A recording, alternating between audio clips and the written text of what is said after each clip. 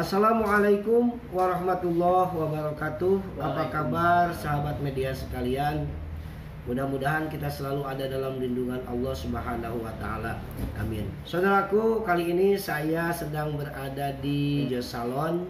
Kebetulan tadi sore saya ditelepon sama sahabat saya sekaligus adik saya. Ya, serasa adik, sahabat serasa adik. Dia memanggil, ya, pengen saya silaturahmi ke tempat usahanya. Di video kali ini saya ingin menjelaskan tentang bab fikih yang mana ada hubungannya dengan pertanyaan saudara saya ini. Ini siapa? Jos ya. Ini yang punya salon. Jadi bos muda, langsung saja pada intinya. Mungkin Bapak Jos, apa yang mau ditanyakan tadi adalah perihal apa? Jadi begini, Assalamualaikum warahmatullahi wabarakatuh. Kurang kencang soalnya mikrofonnya rusak. Assalamualaikum warahmatullahi wabarakatuh. Waalaikumsalam. Jadi begini, Kang, saya ingin bertanya tentang masa lalu saya pribadi ya. Kan saya punya masa lalu yang kurang baik dalam tanda kutip. Ya. Makanya saya berpakaian tertutup seperti ini. Perjalanan ya, perjalanan hidup ya. Ya, kurang lebih. Saya tuh ingin bertanya seperti ini. Apakah hukumnya orang yang beribadah dengan mempunyai Tato. kurang lebih ya seperti itu, apakah diterima apakah tidak? Soalnya itu suatu kebimbangan dilematis yang berkepanjangan.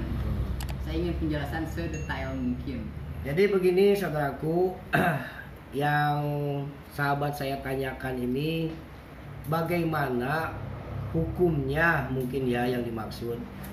Orang yang ada tatonya terus dia melaksanakan sholat, apakah sholatnya diterima atau tidak ya? Baik, langsung saya jawab. Jadi begini Pak Jos Ya. Juga buat Anda sekalian yang menonton video ini, kalau masalah tato, setiap manusia itu mempunyai perjalanan hidup masing-masing ya. Ada kalanya kita dalam keadaan lurus, ada juga dalam keadaan bengkok, dalam artian sedikit keluar dari koridor aturan agama ya. Itu sebetulnya hak manusia. Manusia itu mempunyai hak benar dan mempunyai hak salah.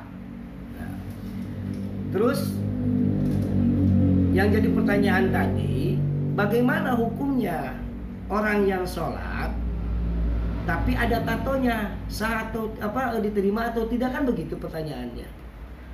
Nah, jadi gini, urusan diterima atau tidaknya ibadah kita ini bukan sholat aja ya.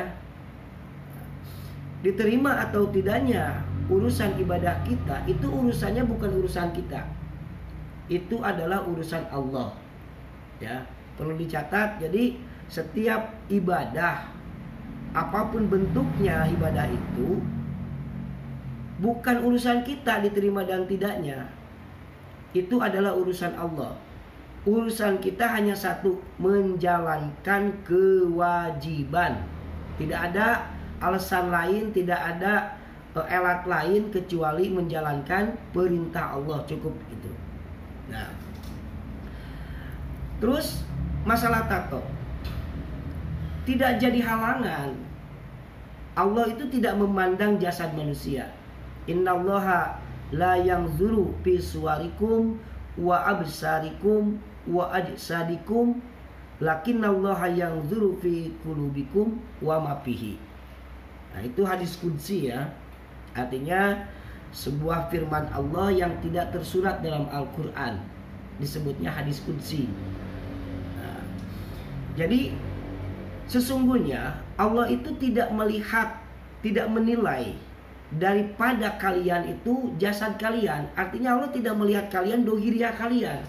Mau kalian tampan, mau kalian kaya, mau kalian miskin, mau kalian goreng patut istilahnya. Seperti apapun bentuk kalian, Allah tidak menilai itu. Tapi yang Allah nilai adalah kulubikum, hati yang ada dalam diri kalian, wa ma fihi, dan apa yang terkandung dalam hati kalian. Itu yang Allah nilai. Nah, banyak sekali orang yang mengatakan, wah itu orang bertato tidak sah sholatnya, tidak diterima oleh Allah. Nah, kita tinggal balik nanya, kamu siapa? Kok bisa menjas orang tidak diterima? Tidak bisa. Itu satu. Jadi diterima dan tidaknya bukan urusan kita, itu urusan Allah. Nah, kembali lagi pertanyaan, timbul lagi pertanyaan, terus bagaimana tentang sholatnya? Kalau tadi antara diterima dan tidak. Ya. Nah sekarang timbul pertanyaan baru, terus sholatnya sah atau tidak?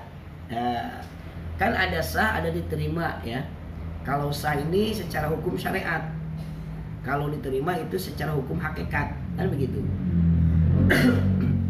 Nah, setiap orang yang melaksanakan sholat, asalkan dia mengikuti aturan-aturan fikihnya, secara hukum dohiriyah itu sah. Terus bagaimana orang yang bertato, apakah dia sah? Kan dia harus berwudu dulu. Apakah wudunya tidak terhalang oleh tato? Oh tidak. Ya, ini bukan menurut saya, ini menurut ilmu fikih. Jadi tato ini tidak menghalangi datangnya air wudu, tibanya air wudu ke anggota wudu kita. Anggota badan. Anggota wudu. Anggota wudu. Ya. Kan anggota wudu itu kan muka, tangan, kaki, rambut, ya. Yang wajibnya itu kan. Nah, kemudian ada orang ditato di muka, di wajahnya ditato, di tangannya. Sekarang kan banyak ya. Gambar titik.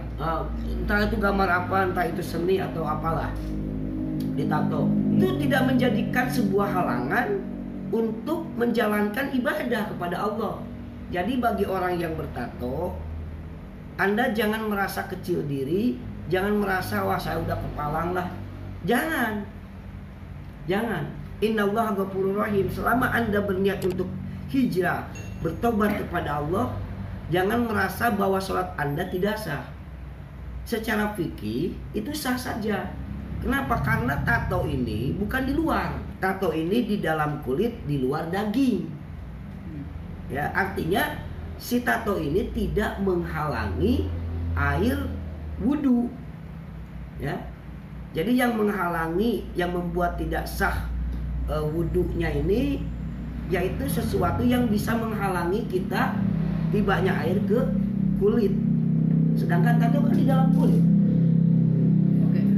Nah, masuk kan? Ngerti. Nah, jadi bagi Anda yang bertato, ketika ada orang yang mengatakan wah ini percuma sholat juga tidak sah, jangan didengar. Ya, suruh ngaji lagi. Kenapa? Karena tato ini tidak bisa menghalangi air wudhu. Artinya sah-sah saja. Nah, diterima dan tidaknya bukan urusan kita. Itu urusan Allah. Terus gimana hukumnya tato? Kan begitu. Haramnya tato gimana? Haram tidak. Hukum tato ini secara hukum syariat itu haram. Tidak boleh. Kenapa? Innallaha la yuhibbul musyrifin. Allah tidak senang, tidak suka terhadap orang yang berlebihan, melebih-lebihkan sesuatu. Apalagi Allah sudah ciptakan kita sesempurna mungkin. Ya, sekalipun kata orang goreng patut, jelek, tetap kata Allah mah itu ciptaannya bagus. Ya. Jadi Allah tidak suka terhadap orang yang suka berlebihan dalam hal apapun, termasuk tato tadi. Ya, jadi bagi anak-anak muda saya titip pesan, sebelum Anda menyesal, ya, alangkah baiknya jaga diri Anda dengan baik, ya, jangan sampai kita ikut tren lah, ya. Ikut tren boleh, tapi jangan sampai merugikan kita di masa depan. Nah, saudaraku sekalian, mungkin itu saja yang bisa saya sampaikan di video kali ini. Alhamdulillah saya bisa silaturahmi ke tempatnya sahabat saya. Terima kasih. Ojo Salon. Nah, mudah-mudahan usahanya makin maju, dan jangan lupa dukung terus channel saya, panteng terus channel saya. Insya Allah di video kedepannya saya akan memberikan sesuatu yang lebih manfaat bagi Anda.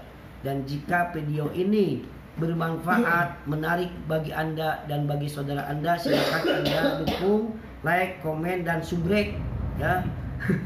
Subrek, bagikan sebanyak-banyaknya ya. Dan saya kasih izin ini untuk di copy, boleh ya, boleh di copy ya. Saudaraku sekalian, cukup sampai di sini dulu. Wassalamualaikum warahmatullahi wabarakatuh.